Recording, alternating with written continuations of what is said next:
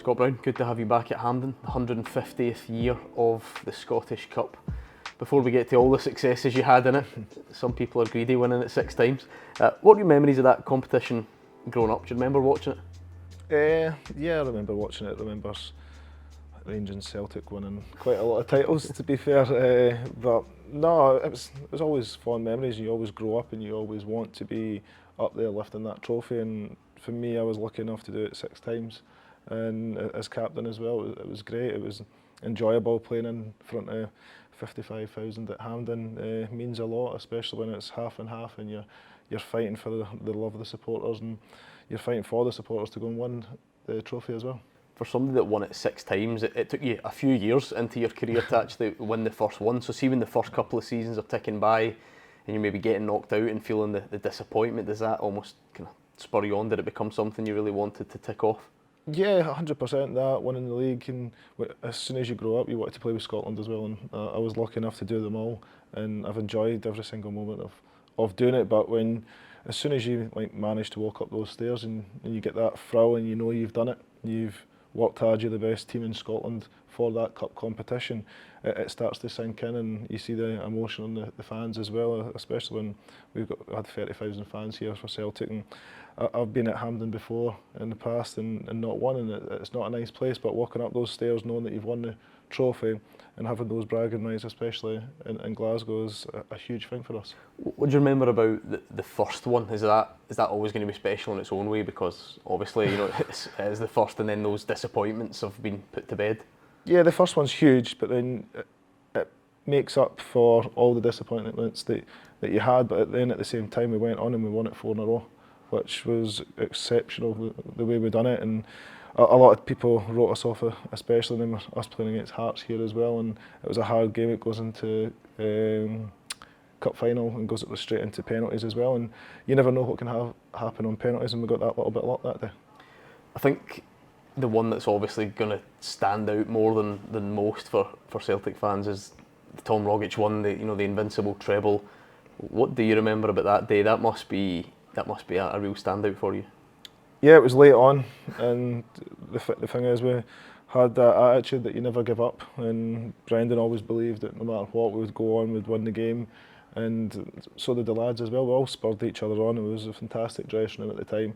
Everyone had that belief, especially us going through so many games in the season without losing any. It was a small thing, but it meant so much. But there's a lot of pressure on us as well, because a lot of people outside of obviously Celtic wanted us to fail, and we were strong enough. We kept it all in house, and no, we thrived off that. And as soon as Tom put that ball in the net, and to be fair, Johnny had a great finish early doors, and Griff manages to lose him at the edge of the box, and then they had a chance late on as well to possibly win it. We managed to get back in, and as I say, football's down to those little bits of luck as well. But we're going through the competition, we played some great football, but at that time there's a lot of pressure on everyone's shoulders, and for you to get that one over the line and to do it being invincible as well is a huge achievement for the club. For all those reasons, out of the 6, is that the one that would spring to mind immediately? If someone said Scottish Cup to you, is that the first? Oh yeah, Aberdeen. Yeah. That's the biggest one, and for us it was huge, as I say, and to go through the whole season invincible and scoring on the pretty much last kick of the ball down bottom right hand side and everyone diving in the crowd.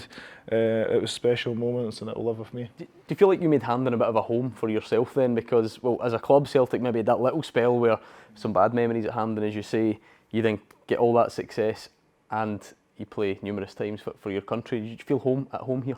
Yeah, I love coming here. It is a special place.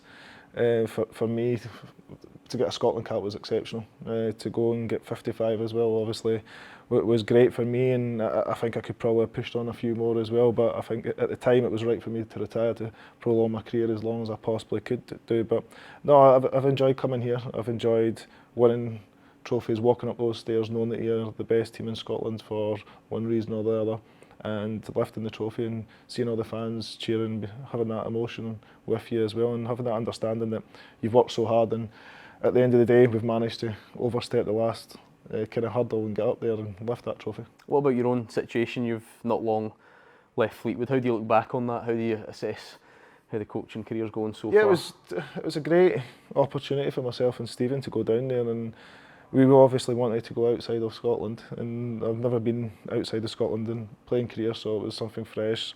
It's a fresh start for everyone. I could go out there and I can be myself, to be perfectly honest, and I can have that understanding. And I was going to make mistakes.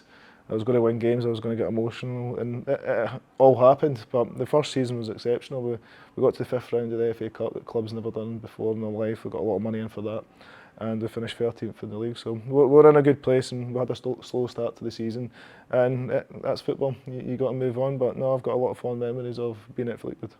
Is the break that comes after that, is that something that you welcome? Are you itching to get back in? How do you feel about it now? Yeah, you obviously want to get back in, but the break's good as well. It's good to see the family, and I've been away from pretty much the last 3 years in Aberdeen and down in Fleetwood, so I've not really been home that much, so it's good to spend time with the kids, see them growing up, see them going to their football as well. But yeah, I'm starting to get to that itchy and scratchy stage that I want to get back in. I want to give it another opportunity and see where we can go. Is Scott Brown the player, Scott Brown the manager, are they different characters? 100%. Yeah.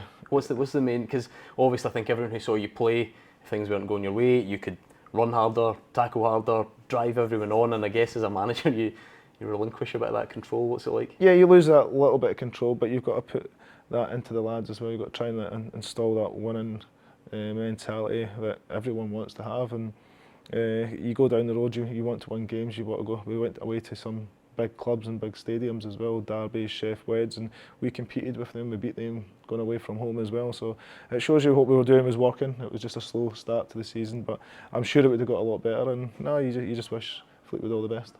You got your flights to Germany booked yet? I'd love to go to Germany, I'm not going to lie. It'd be good. I'm really looking forward to it. They've done so well. Steve's done a fantastic job since coming in, and they've been to 2 major finals so far, so I'm sure they'll want to keep pushing on, and I'm sure they won't want to just turn up there and hope for the best. I'm sure they'll want to go and show how good they can be, and they've had some great results, especially Spain as well, and you take them off, and whether it's home and away, the lads done proud for the country. You can be completely honest with us, we won't tell anyone. Is there a hint of jealousy and missing out when you see 100%. it? I was going to say, I didn't even need to finish the question. Is it like you would love to be part of it still, get the boots back out? To get the boots back out now? No. No. I've played in that one game for David Gray's testimonial, and I've realised it's definitely me finished. But you're able to enjoy it as a fan as well, I take it, like watching on, you still get that kind of a sense of pride at seeing what Steve Clarke and the group have done? Whether I played with Scotland or I was on the bench or I wasn't in the squad, I always wanted them to win no matter what, and it's for your country. You want your country to do well, you want to have that bragging rights, whether you're playing Spain, you're playing whoever you're playing, you want to be proud of your country, and the lads are doing everyone proud so far. What's impressed you most? McTominay and McGinn scoring a lot of goals between them, and everyone kind of got an understanding of the role, how Steve wants to play and how they play against big teams as well as how they play against teams that they're expected to win as well.